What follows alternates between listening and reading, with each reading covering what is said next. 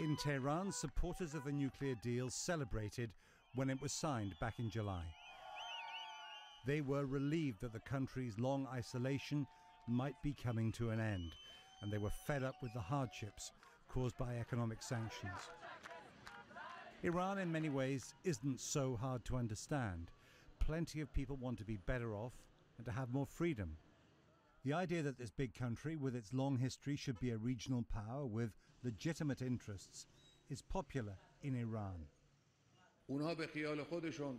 But as a speech this week by the supreme leader, Ayatollah Khamenei, showed, what's complicated is interpreting the endless political struggles in Iran between hardliners, moderates and reformists. Ayatollah Khamenei said Iran would always resist American economic, political and cultural pressures and would always oppose Israel. But that doesn't mean he'll allow hardliners to block the agreement. The big standoff in the Middle East used to be friends of Iran versus friends of America. Everyone knew where they were. Now, friends of America, especially Israel and Saudi Arabia, are worrying that the old arrangements are breaking down.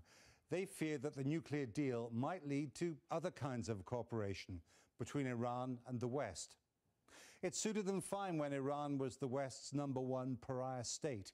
But now America's old friends in the Middle East don't trust Washington anymore. Even before the agreement was signed, Benjamin Netanyahu, Israel's prime minister, was warning his allies in the US Congress that any concession to Iran would be an historic error and a potential catastrophe.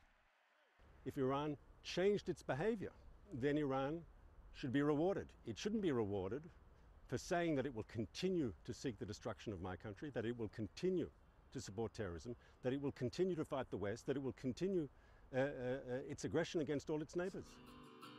In the US, some Hollywood stars have joined the campaign to stop a no vote in Congress. But if Congress sabotages the nuclear deal with Iran, we could be denied the very moments that make our lives worth living. Why? Dude, because we'd be dead. Super dead. Like totally fried by a major nuclear bomb dead. Their black humor is, of course, a wild oversimplification. In fact, the ministers in Vienna diffused a crisis that seemed to be heading inexorably for war, and war will be back on the agenda if the deal fails. Jeremy Bowen, BBC News.